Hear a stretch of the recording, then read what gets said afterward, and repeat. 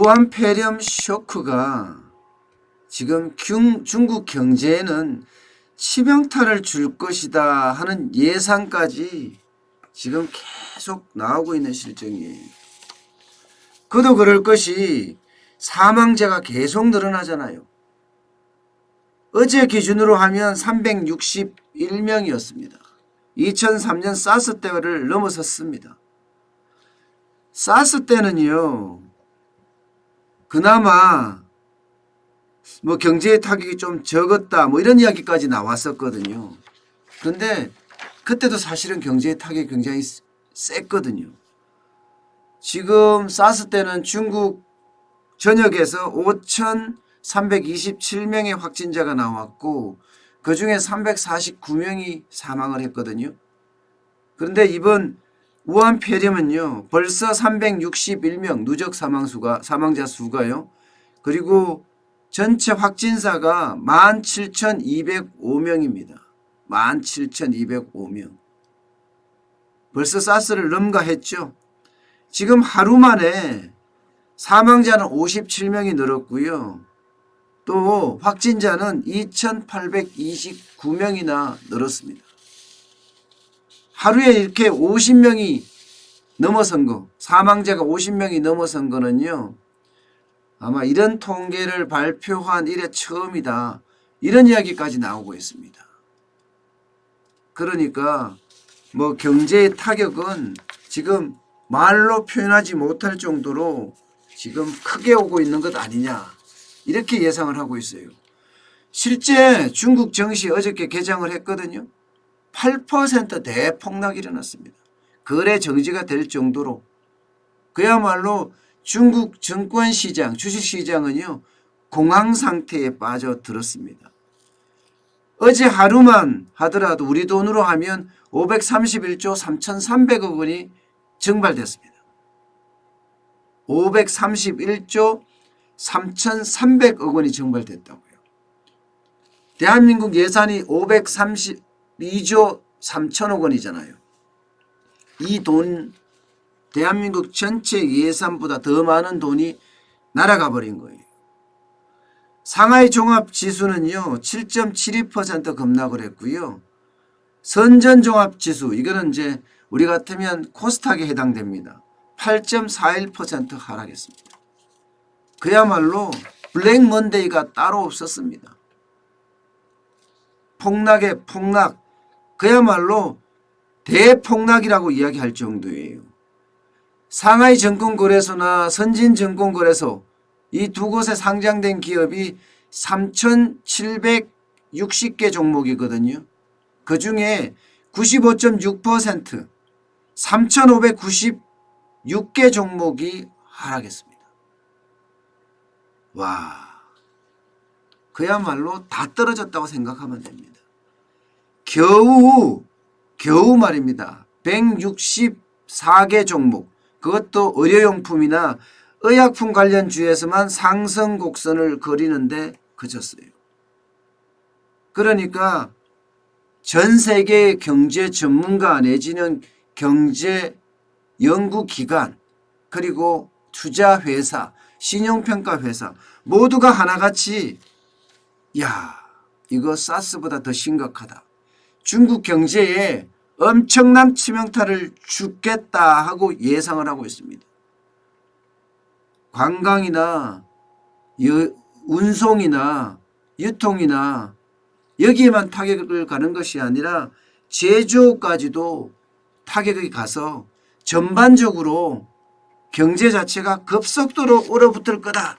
이런 예측까지 지금 나오고 있는 실정이에요. 미국과 중국이 무역전쟁을 하면서 안 그래도 중국 경제가 그렇게 좋지를 못했어요. 게다가 실탄도 많이 소진을 했단 말입니다. 그런데 이번 우한 폐렴 쇼크가 사실 중국 경제에는 엄청난 타격을 준 거예요. 스탠다드 앤 푸어스 S&P 이게 글로벌 신용평가 기관이거든요. 여기서는요, 올해 말입니다. 올해 국내 총생산 GDP 성장률이 1.2%포인트 꺾일 거다. 이렇게 내다보기도 했습니다. 그러면 중국이 지금 6% 정도 성장을 할 거다 하고 전망치를 내놨잖아요. 그런데 1.2%가 꺾이면 4%까지도 내려갈 수 있다. 5%를 지키는 것도 못하고 4%까지 내려갈 수 있다는 전망까지 나오고 있는 실정입니다. 인민은행이 어저께 엄청 다급했어요. 그래서 205조에 해당되는 유동성을 긴급 투입을 했지만요. 막을 수가 없었습니다. 이게 대세라는 거예요. 대세. 그만큼 중국 경제가 올 수도 거의 패닉 상태에 빠졌던 겁니다. 자, 지금 중국 경제 이렇게 되면요. 안 그래도 어려운 실물 경제에도 올스톱 엄청난 타격을 줄 거다 하는 예상들을 하고 있습니다.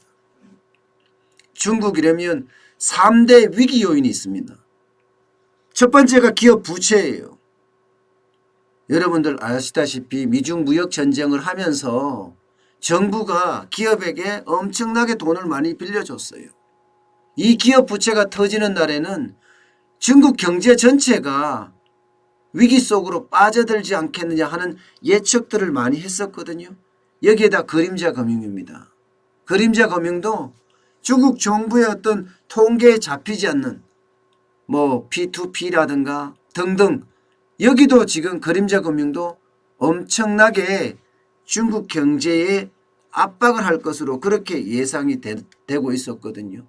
이것도 그림자 금융의 어떤 붕괴가 오면 금융위기로 발전할 가능성이 굉장히 크다.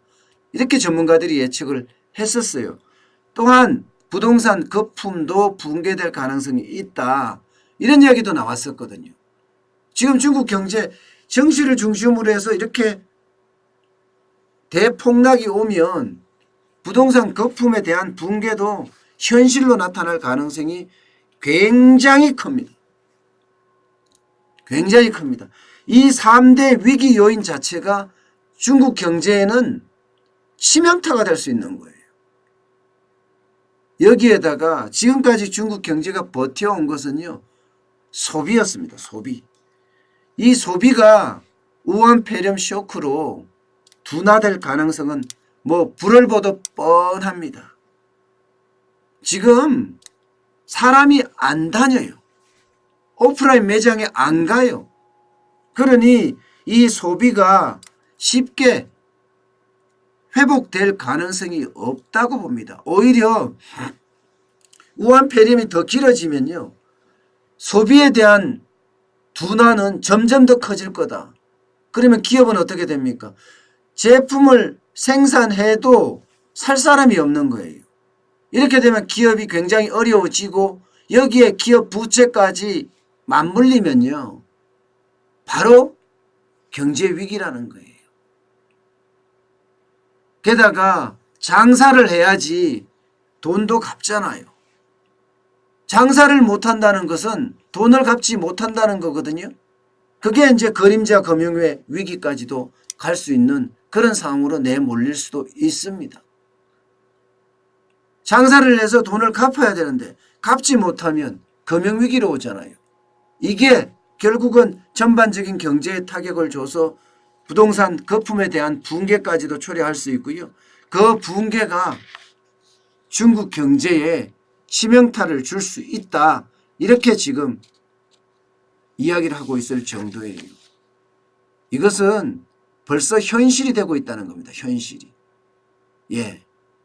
실제 보면 중국의 증시 폭락이 엄청나게 오니까 위안화도 급락했습니다. 1% 급락했어요. 달러 대비 위안화 7위안을 넘겼습니다. 6.9249 위안이었거든요. 1달러당. 그런데 이게 점점 올라가고 있는 실정이에요. 제가 봐서는 이게 쉽게 끝날 것 같지는 않다. 지금 이렇게 보고 있습니다. 지금 중국 전역은요. 후베이성뿐만 아니에요. 저장성도 마찬가지고 6개 성에 입출입을 벌써 통제하고 있거든요. 쉽게 말하면 사람이 다니지 못하게 하는 거예요. 이게 사람을 다니지 못하게 하면 거기에 일어날 수 있는 뭐 사람이 버스를 타도 돈을 내야 되고요. 그죠? 또 밖에 나가면 음식도 사 먹어야 되고요. 예, 음료수도 사 먹어야 되고요. 이러면서 자연스럽게 소비가 이루어지는데 거리를 다니게 못하게 하면 이게 엄청난 영향을 미치는 데다가 지금 글로벌 물동량도 확 줄고 있습니다. 글로벌 물동량도. 이러면 식당, 카페, 영화관에서 지금 끝날 일이 아니라 수출에까지도 영향을 미친다. 그러면 제조업에도 영향을 크게 미치겠다. 이런 이야기가 계속 나오고 있습니다. 자, 중국에 최대 식당 체인이 있습니다. 시베이라고. 이게 종업원이 한 2만 명 정도 된다고 합니다. 그런데 매출이 말입니다. 지난해 동기 대비해서 90%가량 급감했다고 해요. 결국 이 사태가 2월, 3월, 4월 이렇게 가면요. 해고를 해야 된다는 그런 최악의 상황에 빠질 수도 있다는 이야기까지가 나오고 있습니다. 이렇게 실물 경제에만 영향을 미치는 것이 아니라 제조업으로도 제가 확산시킨다고 했잖아요. 중소기업도 지금 난리예요. 춘제 연휴를 지금 10일까지 연장을 했죠. 그러면 공장 가동이 안 되고 공장 가동이 안 되면 물류나 인프라 운영도 쉽지 않습니다. 그러면 제조업과 물류, 인프라까지도 계속 확대가 될 가능성이 크다. 이렇게 되면 중국 1사분기 성장률은 6%는커녕 5%도 장담할 수 없다. 이렇게 이야기를 하고 있어요. 블룸버그 산하의 블룸버그 인텔리전스라고 있습니다. 이 블룸버그가 미국에 있는 경제 전문 채널이라고 생각을 하면 됩니다. 1분기 경제 성장률 4.5%에 그칠 거다. 이렇게 예상을 하고 있을 정도예요. 야, 참 이렇게 가면요. 중국은 경제 자체가 부러진다 이런 이야기까지 나오고 있어요. 부채 비율이 지금 점점 커지고 있거든요. 251.1%인 것이 지난 2019년 3분기입니다. 그러면 국가 부채 비율은 점점 늘어날 가능성이 더 커지게 되죠. 이게 정시가 망가지고 실물 경제가 망가지고 심지어는 중국도 수출이 큰 부분을 차지하는데 수출까지 망가지게 되면 결국은 경기 부양을 해야 된다는 뜻인데 경기 부양 쉽지가 않아요. 위중 무역 전쟁을 하면서 실탄을 많이 소비를 했기 때문이에요. 다시 여기서 돈을 푼다는 것은 국가 부채가 251%가 넘는 상태에서 이게 풀기가 쉽지 않다는 이야기입니다. 결국 중국은요. 2월 말 3월 초 여기가 고비가 아닐까 그런 생각까지 합니다. 다행히 태국 의료진에서 HIV 그죠? 그 에이즈 치료제죠. 그거하고 항바이러스 억제제하고 이렇게 혼합을 해서 이 우한 폐렴에 걸린 사람에게 치료를 했는데 상태가 굉장히 호전됐다고 하죠. 48시간 만에. 모르겠어요. 그게 사실이었으면 좋겠어요. 지금 이대로 가면 우한폐렴의 확산 일로는 점점 더 커지고요. 이 커지는 만큼 중국 경제를 멍들게 할 거는 당연하고요. 거기에 넘어져서 세계 경제까지도 엄청난 타격을 줄 거예요. 그렇게 되면 수출에 의존하고 있는 대한민국 입장에서는 그야말로 아마 번개보다도 더 큰 충격을 맞을 겁니다.